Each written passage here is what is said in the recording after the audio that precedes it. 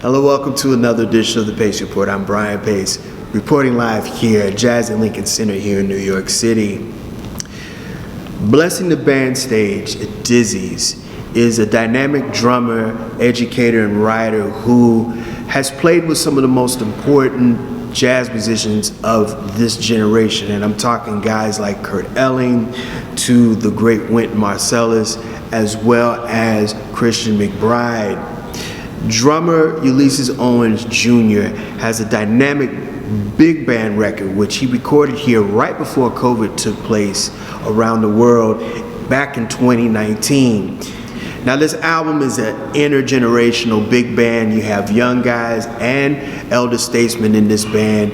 And what's beautiful about this album is, one, he's composed some very, very nice compositions for this big band, as well as he's allowed some of his members of the band, such as Benny Benack on trumpet, to write and arrange some songs as well.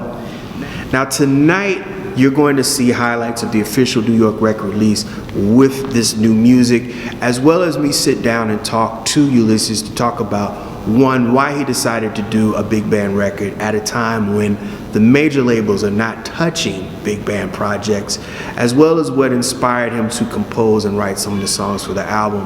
And we also sit down and talk about his podcast, The Drummer's Perspective, which he features some of the most prolific drummers in modern jazz history.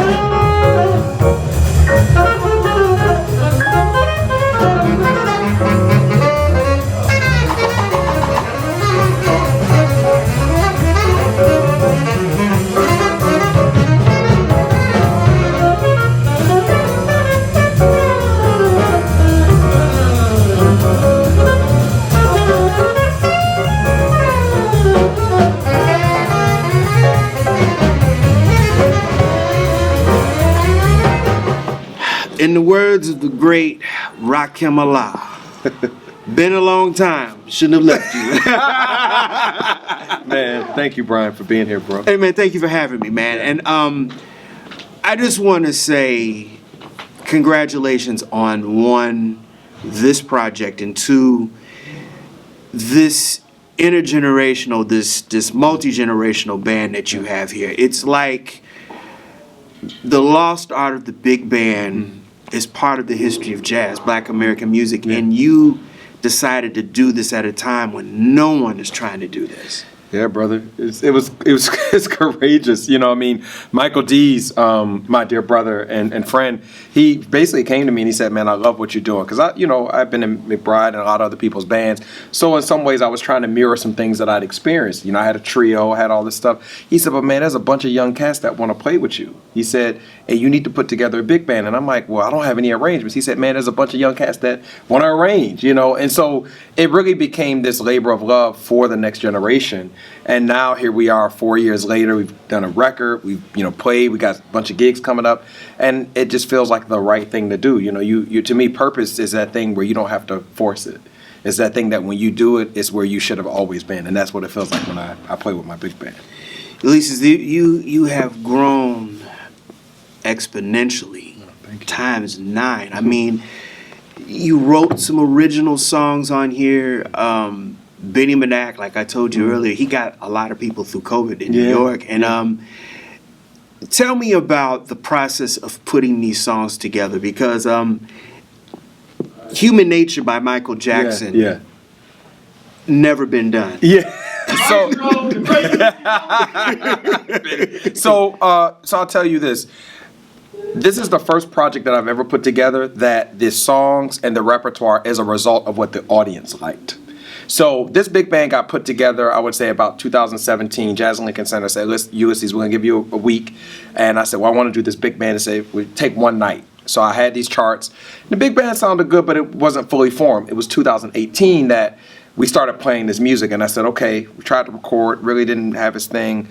But by 19, when we did the record, we had about 2 years of playing a set of music. So I knew, Two Bass Hit that came from Mike Dees' band, his album, Relentless. Human Nature, I always loved that tune. So Michael Thomas, who used to be in the band, he penned an arrangement for it. I knew I wanted to compose a few things, or I should say reimagine things I composed. Other things like, Soul Conversations comes from New Century Jazz Quintet, a band I had in Japan.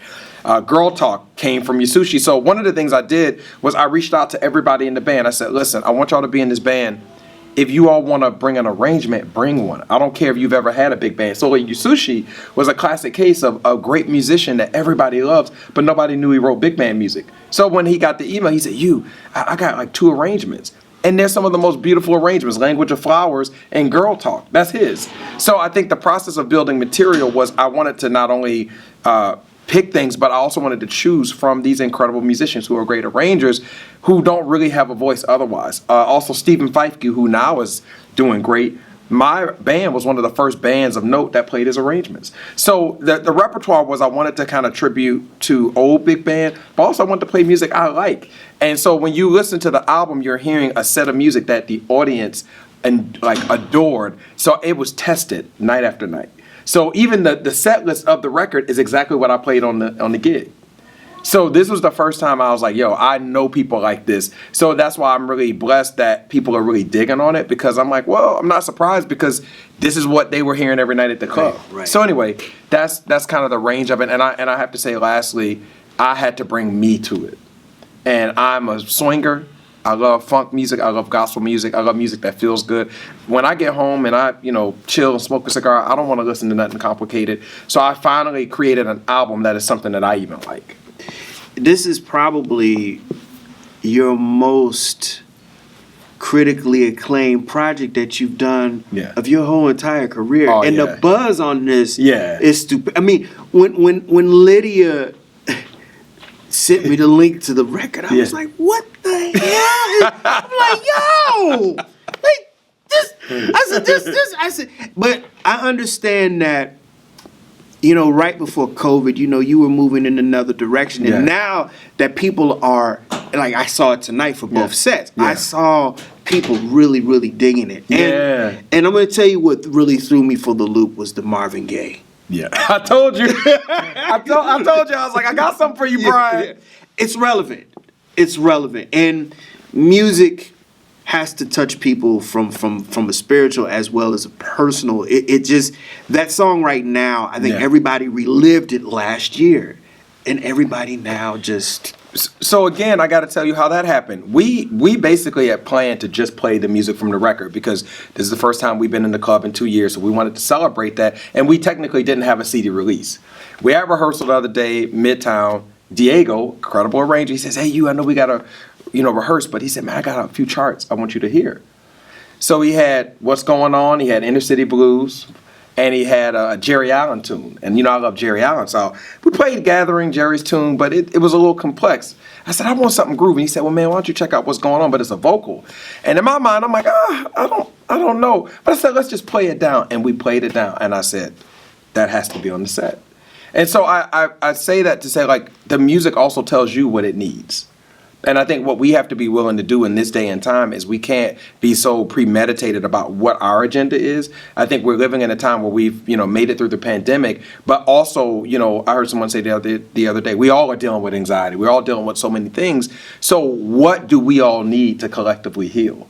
And when I heard that arrangement, I said, this is going to be something that's going, even if it's for 9 minutes, it's going to make somebody feel better. That's right. And that is, for me, my goal now. You talk about the shift that I've made. I've shifted from feeling like I had to prove something to the only thing that I want to do now is make people feel better. And I think if I can make them feel better with the music and be my most authentic self, then I will continue to build an audience. And that's what I seek to do. It's not so self-aggrandizing as it was before, where I was, I want to know people. I want people to know I'm a drummer, I'm a this, and I'm a that. I'm like, no.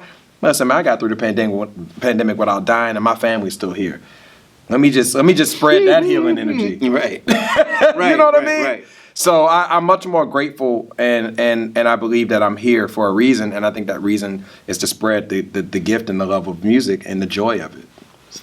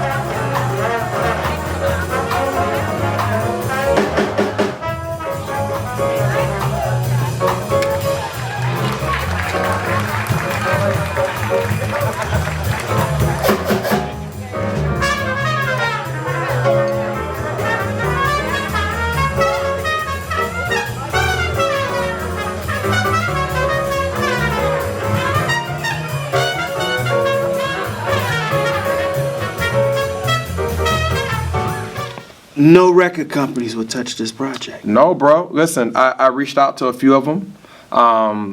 You know, it was crazy because I'm thankful to have the support of the Community Foundation of Northeast Florida. They helped me. Also had an incredible donor, Adam Rose, really supported me. So they helped me to finish the record and to mix and master it, you know, get my masters and all of that. The record was right before it was mixed. I sent it to a bunch of them. And here's the thing, a lot of them responded and said, Ulysses, we love you, we support you, we're so proud of you, but we'll pass. Then the record came out and things changed, you know. Karma is but I'll tell you, you know, we're still in a place where we hope to have a label relationship. But I will say this, I'm with Outside In Music, which is an independent record company, and I love what they're doing over there. They're really signing kind of the next generation. And I will say that those guys are so passionate about everything they sign, and they make sure we get the word out. If I'm fortunate to have a record relationship, a record label relationship, I think that I want to bring myself and I want to elevate another generation. As you should.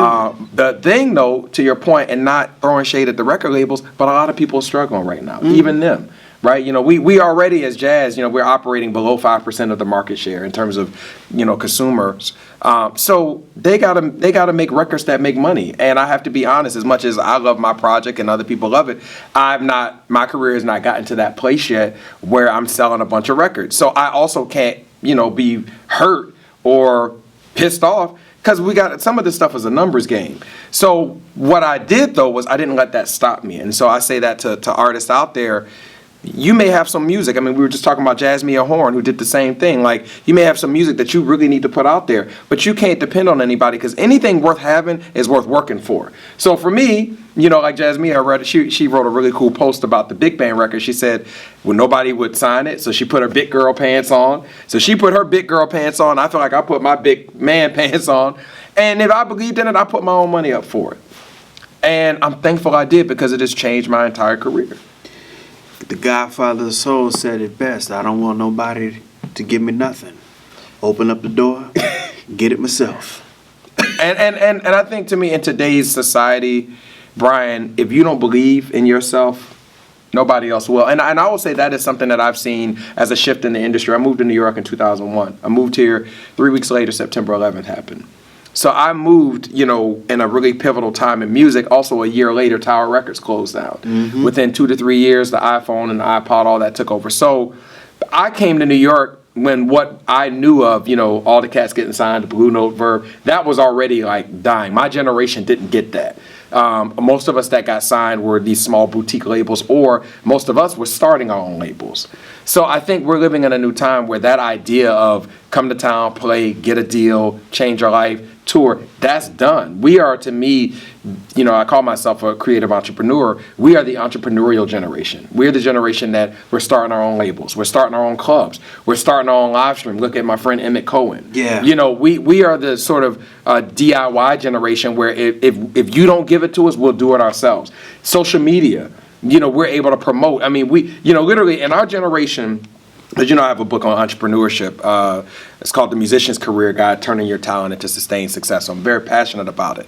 But, you know, we're living in a time, man, where, like, due to social media, we don't need a marketing department at a label. We don't need a whole PR team. We don't need, you know, A&R. Because I told you I found half my band on social media. So a lot of the things that the record label had in terms of kind of a hold on us in the industry, they don't have that power anymore. They're actually using the same tools we're using.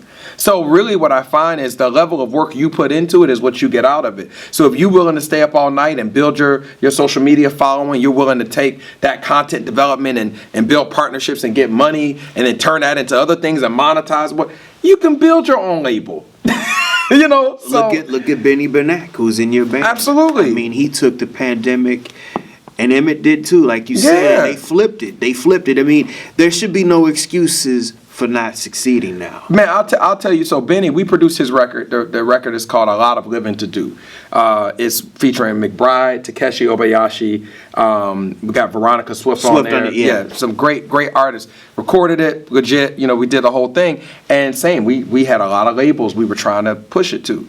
They said no. He went to a small little boutique label called La Reserve Records. Their whole thing is about digital.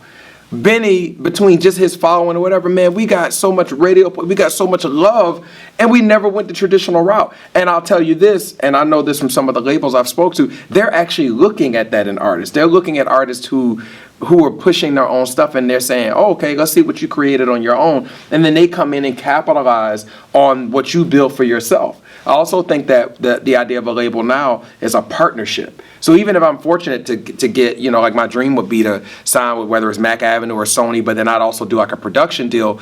Even then, they're still saying, hey, Ulysses, this is a partnership between the brand you built, and what we're doing, and you got to still keep promoting. So I think the artists have more power now. It may take us a little longer, but I think when we get there, whatever there is, I think we will have more control and we will own what we create versus you got a lot of artists, and you know this more than me because you may be a little bit older. Most of those artists got duped by record labels. They sure did. And I believe, and I tell you, a lot of you musicians, man, that Spotify is just, it's bad.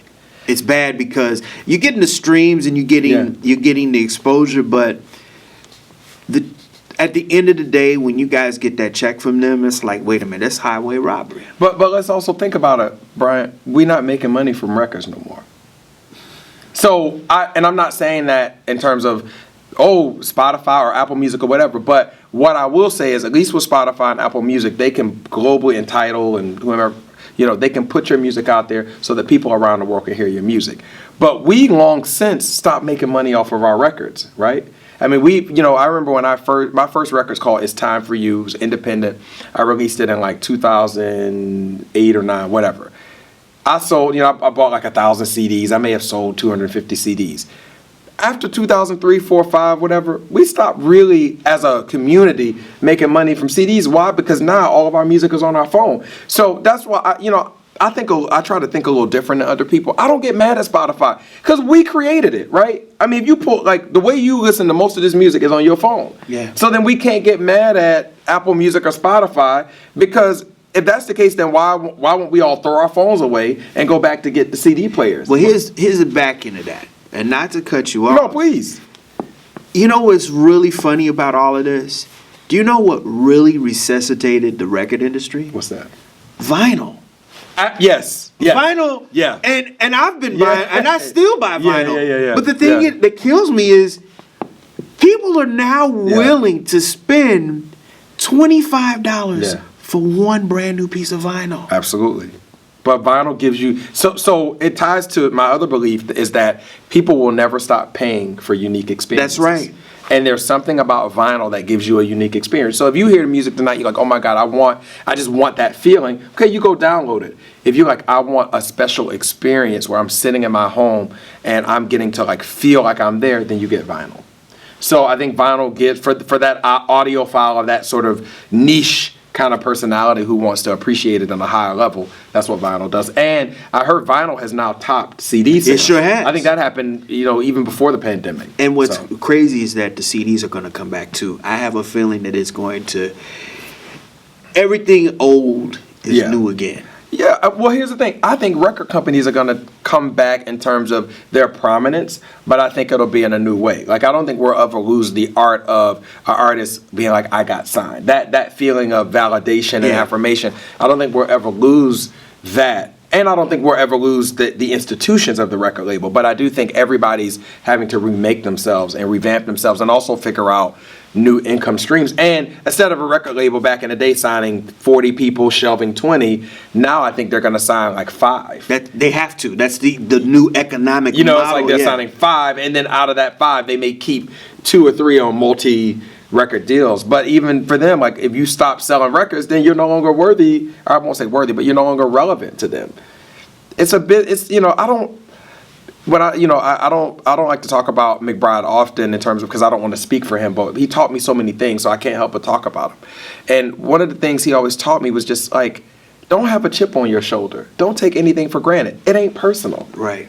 Because because he was always like me and Sands both. He was mentoring us when we were in the trio, and like Sands got signed and I wanted to be signed and I was this, and he was like, your path is different.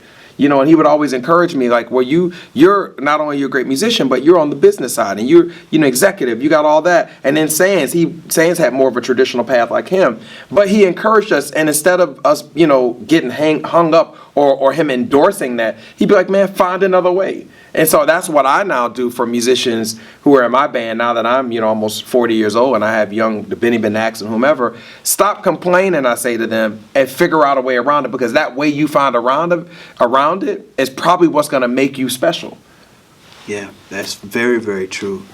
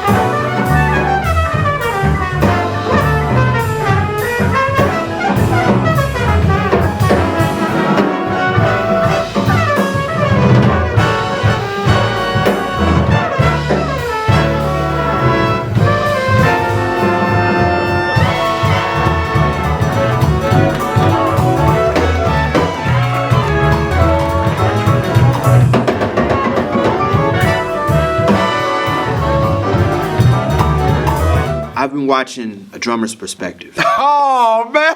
I'm telling you, man. I've been following you, brother. I get nervous when interviewers tell me they've been watching that show. Listen, don't be nervous, man. Listen, I think you're doing a fantastic job, and I wish a lot of musicians will continue to do what you're doing. And then when we talked earlier, I said about changing the narrative. There have been so many people that have taken the collective educational route and have contained Black American music in this little box.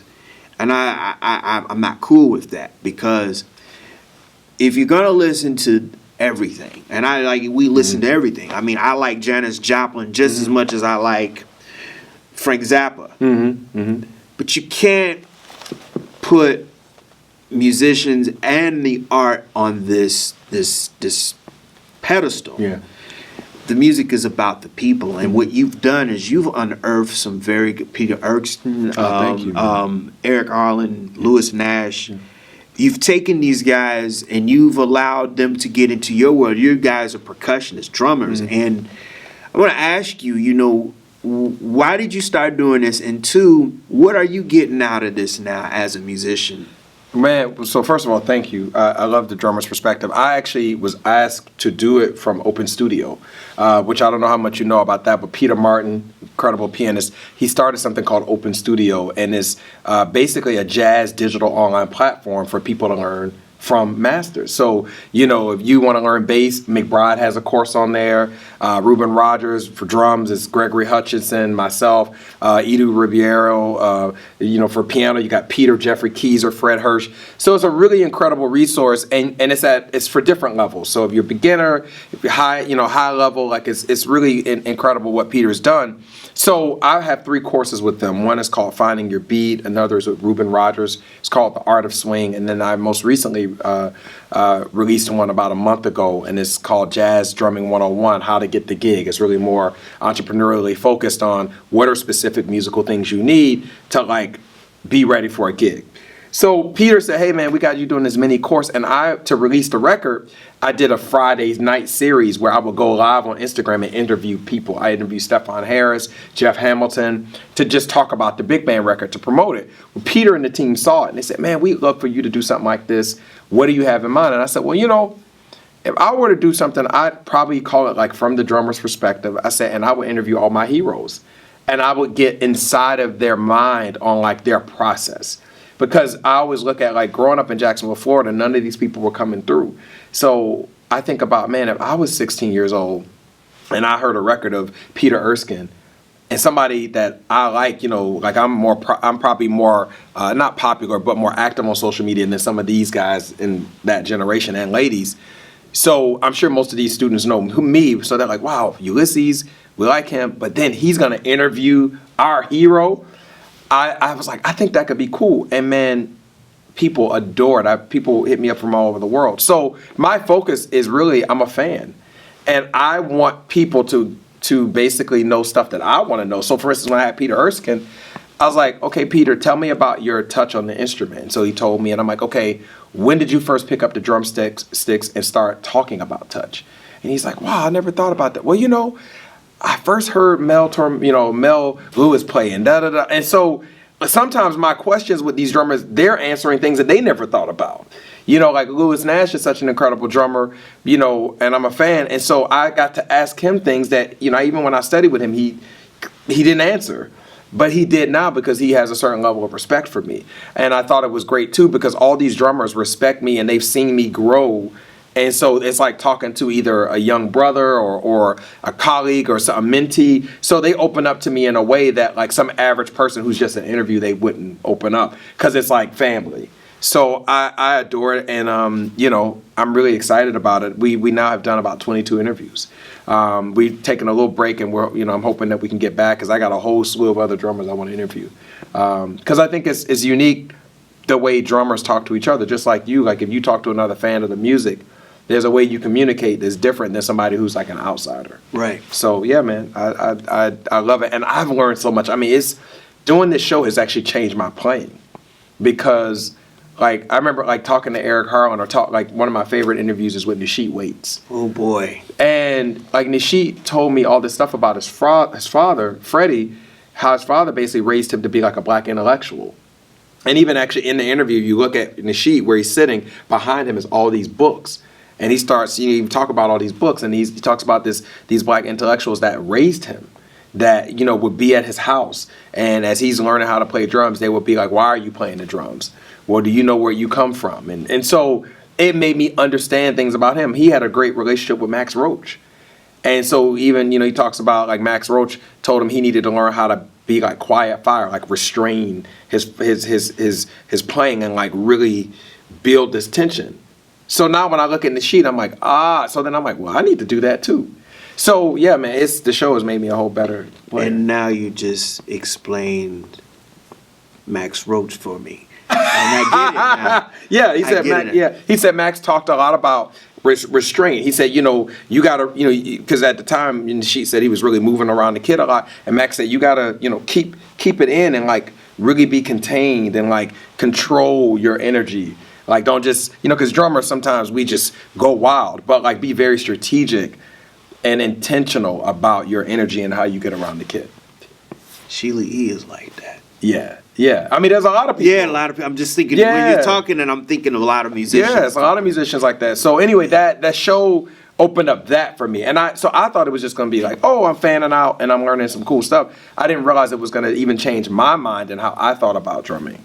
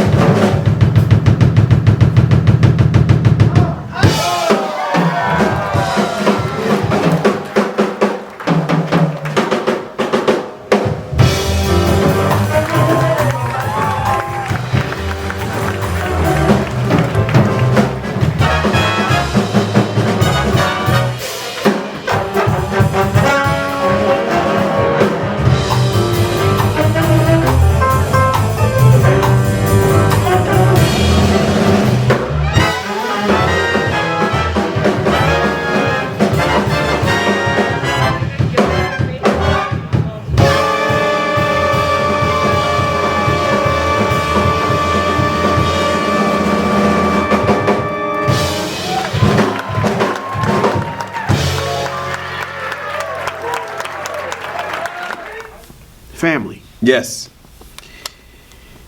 Family changes you a little bit too, doesn't it? I know where you're going.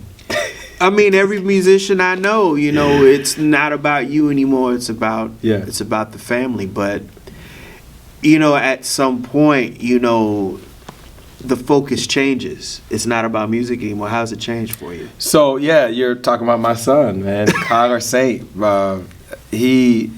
He's 2 months now, a little over 2 months. He changed my life. People told me many years ago, when you have a kid, it's gonna change. And I'm like, whatever, because I work with kids. I have a foundation for kids. I've been working with kids for 14 years. So, in many ways, I felt like I raised a lot of these kids. But they always told me it's different with other people's kids, And I say to them, the minute, because I was actually on the road when my son was born. I was in Switzerland on tour because we didn't know when and I knew he was going to come early because they said he was going to come one date, and next thing I know, I'm getting a call that he's on his way here. The minute I got the picture of him, I never loved the way that I love him. Wow. I've loved my music. I've always been into my purpose, my career, like me. The minute he showed up, I was like, poosh. I don't care. I don't even care what I wear today. I just want to go. I just want to be with him. It's diapers, sleep, and right. And I'm for his mother and I. We co-parent in two different households, but it's just amazing to see. Like when I'm with him, nothing else matters, and also like having children, watching them develop. I'll one day I'll be with him and. He's like, looking at me and he's standing up and he's like looking me in the eye. And then other days, like I played some miles for him and he like looked up at me and started smiling. It's like every little thing with babies, like you just see this development and then they're a reflection of you. So yeah, it changed me. I was talking to my friend earlier. I have a friend of mine here, Brittany from Atlanta. And she's like, man, you're so much more patient now. She's like, you're much more patient. You're way more accepting. She was like, and you're more still. Like you're more into like, just what things are. And it's true because I think that this situation with my son coming into the world, like with children and all that, you can't control anything. And I think before you deal with children, you think you control everything. When the reality is it's the creator that controls it all. That's right. But we think Like the Creator's so wise, he makes us, he or she, however you want to refer to them, makes you think that you're in control. And I now understand when my son showed up into the world, I'm not in control over anything.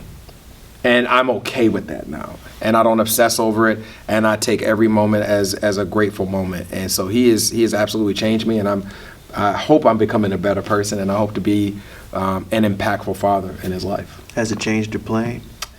You know, I don't know that it, so I know it's changed me. Changed my playing, I don't know. I mean, I do feel that I have less to prove. Like even it's funny, like last night I was thinking about that. I was like, cause people sending me videos and clips. And I was watching, myself, even though I hate to hear myself play. I don't like to hear him, but I was checking. I hate watching myself. Right, you're like, I'm done. Yeah. When I'm done editing, everything's right. post. Yeah, it's uploaded. I'm done. You're done, right? You like walk away. Yeah. But I think it has made me play less showy. Like I think before him, it was again, and I don't mind. I always feel like it's important for you to be transparent and honest because you may help somebody else. I feel like I had a lot to prove. I was really trying to prove something to the world. Now that my son is here, I don't feel like I have to prove anything. I just want to exist in the most authentic way. I want to be there for him, and I want to radiate my energy and whatever in the way that God wants me to. Like I feel like him arriving, so in that way, my playing I think is less like, let me show this paradiddle and let me show I can do this, and it's more of like, what does the band need? Right. Boop, boop, boom, bop, bop, bop, so if they walk away being like, oh, he's a great drummer, cool. If they walk away being like, that band was great, well, they couldn't be great without me. So, so I'm less attached to the end goal. Right. Now that he's here, because I feel like he's my end goal. His life and making sure he has what he needs. That's my end goal, not the review or the, I mean, even though it'd be nice to make some more money, Oh, it's happening. It's coming. but it's coming. But yeah, so in that regard, it probably has changed my playing. That'll do it again for another edition of the Pace Report, reporting live here at Jazz and Lincoln Center here in New York City. I'd like to personally thank the staff and management at Dizzy's for their warm hospitality. Roland, you guys did a fantastic job accommodating and helping me out this evening. As well as I'd like to personally thank Mr. Ulysses Owens Jr. for his time. Make sure you support his brand new record, Soul Conversions, the Ulysses Owens Jr. Big Band, which is now available on all digital formats, Google Play and iTunes. For more information on Ulysses' upcoming tour dates, as well as to order his music and also to listen to and watch his podcast, visit him online at usojazz.com and follow him on Instagram as well as Facebook. People, I can't stress this more than enough. Please like, share, subscribe, and leave comments. I have videos on YouTube and Vimeo, as well as visit my website, thepacereport.com, for my weekly column, as well as my past segments. Until next time, remember, if it's in the groove, it'll make you move. Till next time, peace.